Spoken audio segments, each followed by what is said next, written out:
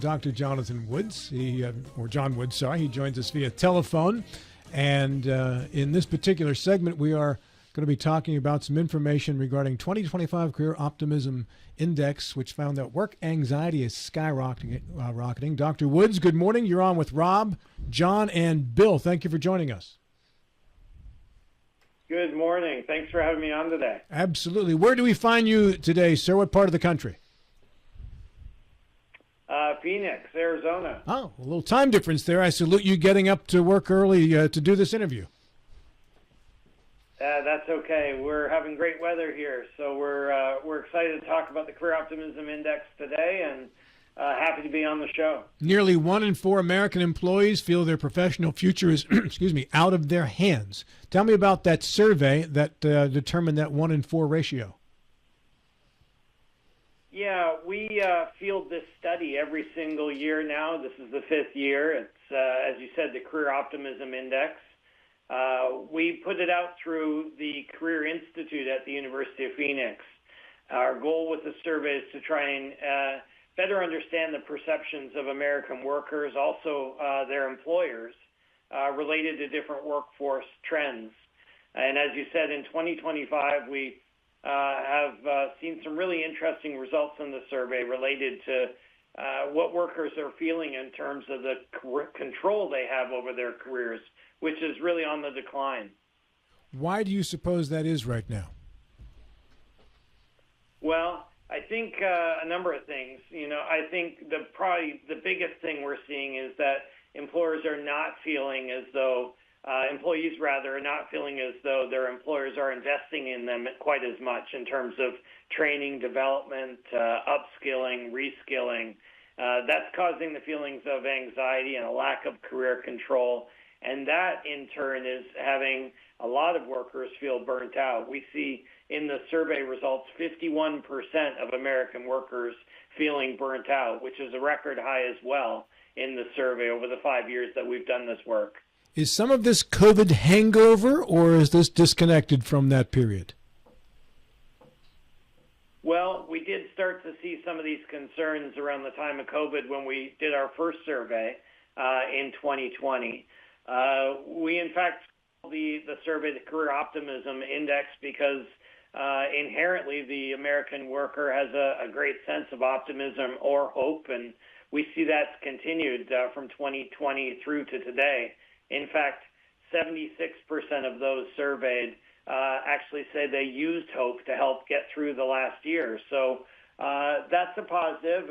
You could say hope is not entirely a strategy, so we're actually hopeful that employers will pay attention to these results and meet employees where they need to be in terms of helping them with different opportunities for growth and development. That's a big driver of not only hope, but actual, good career planning and good feelings about career prospects. John? Yeah, the stories I hear from, it's been a long time since I've employed anybody, but the stories I hear from modern employers is kind of the flip side of that, is that they're finding employees are not willing to invest themselves in the company. I've been around for a while. I got my first job in 1980, and it was expected. If you work 12 hours a day, 6 days a week, that's what you do to get the job done, and employers aren't feeling that commitment is there from the employees. What are your thoughts?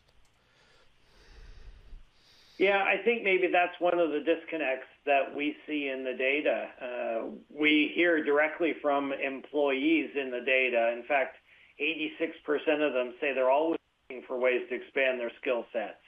71% say that they believe they'll need to improve their skill sets for career advancement. So I think there's both a recognition as well as a willingness to engage in upskilling, training, and development. On the other side of things, we see employer investment in reskilling or upskilling is somewhat in a decline. It's down 13 points, reskilling, 10 points for upskilling over the time period 2022 to today. So a real disconnect there. I think employers, when they invest in their workforce, where they create pathways for growth, that really fosters a sense of trust and greater feelings of autonomy among employees, and that in turn makes them feel like they're adapting, like they can be more productive, like they're more engaged and more willing to stay. And employees who are willing to stay actually saves the employer a lot of trouble and potentially a lot of expenses in recruiting new people. Bill? Yeah. Good morning, Doctor. The survey, was it solicited, unsolicited, random? What's the size of the survey? I just wonder how much credence we need to give to the survey. Yeah, we field the study annually. It includes 5,000 workers, random sampling, 500 different employers. We field the survey in different cities, both large and small.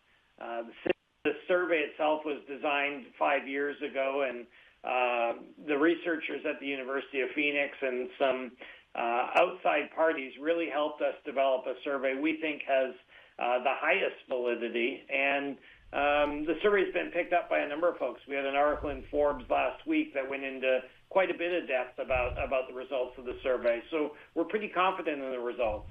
And the employers and employees you're talking to, is it a full gamut from lawyers to factory workers? Yeah, different industries, certainly.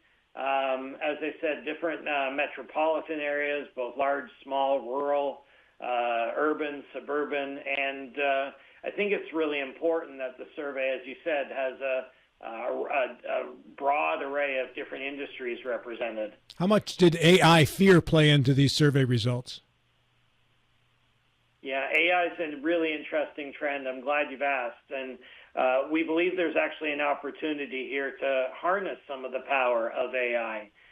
There are some great tools these days to help identify what some of the skills are that employees are demonstrating, compare that to the skills that are expected of those employees in terms of performing their jobs well.